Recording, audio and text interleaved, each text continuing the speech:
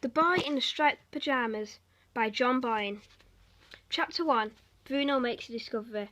One afternoon, when Bruno came home from school, he was surprised to find Maria, the family's maid, who wanted to keep her head bowed and never look up from the carpet, standing in his bedroom, pulling all his belongings out of the wardrobe and packing them in 4 large wooden crates. Even the things he'd hidden at the back of the wardrobe that belonged to him were nobody else's business. "What are you doing?" he asked, as polite as a tone he could muster, for although he wasn't happy to come home and find someone going through his possessions, his mother had always told him that he was to treat Maria respectfully and not to imitate the way father spoke to her. "You take your hands off my things." Marie shook her head and pointed towards the staircase behind him, where Bruno's mother had just appeared. She was a tall woman with long red hair that bundled into sort of nets behind her, and she twisted her hands together nervously as if there was something she didn't want to have to say or something she didn't want to have to believe. "Mother," said Bruno, marching towards her, "what's going on? Why is Marie going through my things?" "She's packing them," explained Mother. "Packing them?" he asked, running quickly through the events of the previous 3 days to consider whether he'd been particularly naughty or had used those words out loud that he wasn't allowed to use and was being sent away because of it. He couldn't think of anything, though. In fact, over the last few days he had behaved in a perfectly decent manner to everyone and couldn't remember causing any chaos at all. "Why, then?" he asked. What have I done?" Mother walked into her own bedroom, but by then but Lars, the butler, was in there, packing her things too. She sighed and threw her hands in the air of frustration before marching back to the staircase, followed by Bruno, who wasn't going to let the matter drop without an explanation. "Mother," he insisted, "what's going on? Are we moving?" "Come downstairs with me," said Mother, leading the way towards the large dining room where the furry had been to dinner the week before. "We'll talk down there." Bruno ran downstairs and even past her on the staircase so that he was waiting in the dining room when she arrived. He looked at her without saying anything for a moment and thought to himself that she couldn't have applied her makeup correctly that morning because the rims of her eyes were more red than usual, like his own after he'd been causing chaos and got into trouble and ended up crying. "Now, you don't have to worry, Bruno," said Mother, sitting down in the chair where the beautiful blonde woman had come to dinner with the Fury had sat and waved at him when Father closed the doors. "In fact, if anything, it's going to be a great adventure." "What is?" he asked. "Am I being sent away?"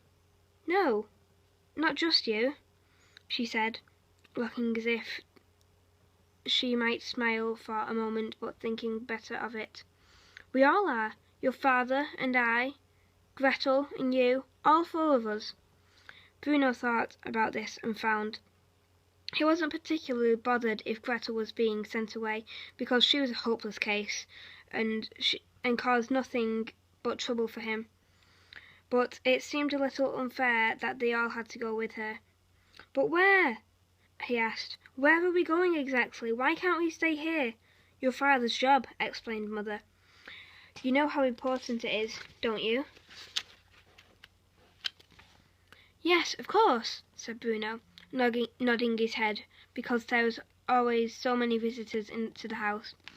Men in fantastic uniforms, women with typewriters that he had to keep his mucky hands off.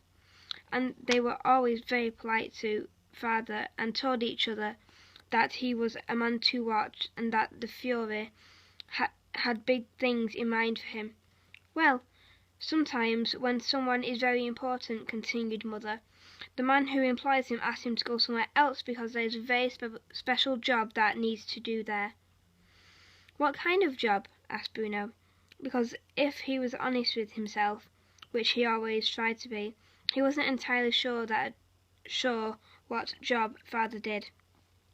In school they talked about their fathers one day, and Carl had said his father was a greengrocer, which Bruno knew to be true because he ran the greengrocer's shop in the centre of the town. And Daniel had said that his father was a teacher, which Bruno knew to be true because he had taught the big boys who it was always wise to stay clear of. And Martin had said his father was a chef, which Bruno knew to be true because he sometimes collected Martin from school, and when he did, he always wore a white smock and a tartan apron, as if he'd just stepped out of his kitchen. But when they asked Bruno what his father did, he opened his mouth to tell them. Then he realised he didn't know himself. All he could say was that his father was a man to watch, and that the Fury had big things in mind for him. Oh, and he had a fantastic uniform too. It's a very important job, said Mother, hesitating for a moment. A job that needs a very special man to do it. You can understand that, can't you? And we all have to go too? Asked Bruno. Of course we do, said Mother. You wouldn't want Father to go to his new job on his own and be lonely there, would you? I suppose not, said Bruno. Father would miss us all terribly if we weren't with him, she added. Who would he miss the most? Asked Bruno. Me or Gretel? He would miss you both equally, said Mother, for she was a great believer in not playing favourites, which Bruno respected, especially since he knew he was her favourite really. But what about our house? Asked Bruno. Who's going to take care of it once we're gone? Mother sighed and looked round the room as if she might never see it again. It's a very beautiful house, and it had 5 floors in total. If you included the basement where the cook made all the food and Martin, Lars sat at the table arguing with each other and calling each other names that you weren't supposed to use. And if you added in the little room at the top of the house with the slanted windows where Bruno could see right across Berlin if he stood up on his tiptoes and held onto the frame tightly. We have to close up the house for now, said Mother, but we'll come back to it someday. And what about Cook? Asked Bruno. And Lars and Martin? Are they not going to live in it? They're coming with us, explained Mother. But that's enough questions for now. Maybe you should go upstairs and help Maria with your packing. Bruno stood up from the seat but didn't go anywhere. There were just a few more questions he needed to put to her before he could allow the matter to be settled. And how far away is it? He asked. The new job, I mean. Is it further away than a mile? Oh my, said Mother with a laugh, although it was a strange kind of laugh because she didn't look happy and turned away from Bruno as if she didn't want him to see her face. Yes, Bruno, she said. It's more than a mile away. Quite a lot more, in fact. Bruno's eyes opened wide. His mouth made the shape of a no. He felt his arms stretching out to his sides when they did whenever something surprised him. You don't mean we're living in Berlin? You don't mean we're leaving Berlin? He asked, gasping for air as he got the words out. I'm afraid so, said Mother, nodding her head sadly. Your father's job is... But what about school? said Bruno, interrupting her. A thing he knew he was not supposed to do, but which he felt he would be forgiven for on this occasion. And what about Carl and Daniel and Martin? How will they know where I am and what to do things together? You'll have to say goodbye to your friends for the time being, said Mother. Although I'm sure you'll see them again in time, And don't interrupt your mother when she's talking, please," she added, for although this was strange and unpleasant news, there was certainly no need for Bruno to break the rules of politeness which he had been taught. "Say goodbye to them?"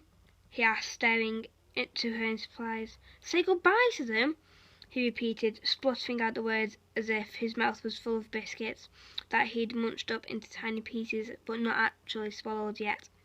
"Say goodbye to Carl and Daniel and Martin," he continued, his voice becoming dangerously close to shouting, which was not allowed indoors. "But they're my 3 best friends for life."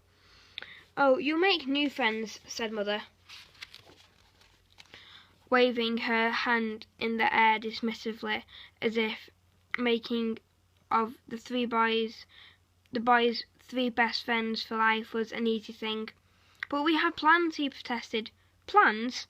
asked Mother, raising an eyebrow. "What sort of plans?" "Well, that would be telling," said Bruno, who could not reveal the exact nature of the plans, which included causing a lot of chaos, especially in a few weeks' time, when school finished for the summer holidays, and they didn't have to spend all their time just making plans, but could actually put them into effect instead. "I'm sorry, Bruno," said Mother, "but your plans are just going to have to wait. We don't have a choice in this."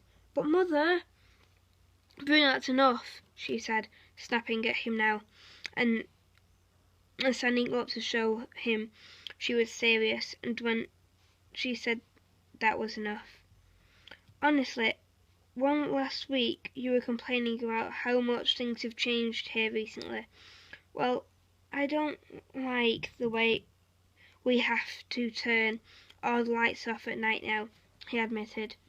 "Everyone has to do that," said Mother. "It keeps us safe, and who knows, maybe we'll be in less danger if we move away. Now, I need you to go upstairs and help Maria with your packing. We don't have much time to prepare, as I would have liked, thanks to some people."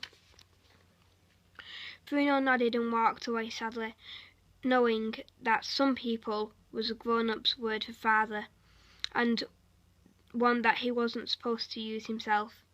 He made his way upstairs slowly, holding onto the banister with one hand, and wondered whether the new house in the new place where the new job would have had as fine banister to slide down as this one did. For the banister in this house stretched from the very top floor just outside the little room.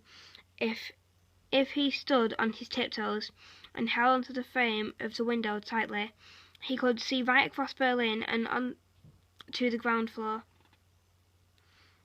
Just in front of the 2 enormous oak doors, and Bruno liked nothing better than to get on board the banister at the top floor and slide his way through the house, making a whooshing sound as he went, down from the top floor to the next one where Mother and Father's room was, and to the large bathroom, and where he wasn't supposed to be in any case, down to the next floor where his own room was, and Gretel's room too, and a smaller bathroom which he was supposed to use more often than he really did, down to the ground floor, and where you fell off at the end of the banister, and you had to land flat on your 2 feet, or it was 5 points against you, and you would have to start all over again.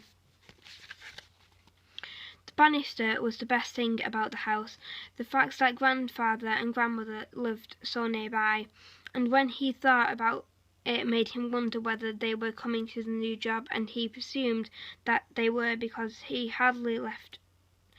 they could hardly be left behind. No one needed Gretel much because she was a hopeless case, and it would be a lot easier if she stayed to look after the house. But Grandfather and Grandmother, well, that was an entirely different matter. Bruno went upstairs and slowly towards his room. Before going inside, he looked back down towards the ground floor and saw Mother entering Father's office, which faced the dining room and was out of bounds at all times and no exceptions, and he heard her speaking to him loudly until Father spoke louder than Mother could and put a stop to their conversation. The Then the door of the office closed, and Bruno couldn't hear anymore. So he thought it would be a good idea if he went back to his room and took over the packing from Maria, because otherwise she might pull out his belongings of the wardrobe without any care or consideration, even the things he had hidden at the back that belonged to him and were nobody else's business.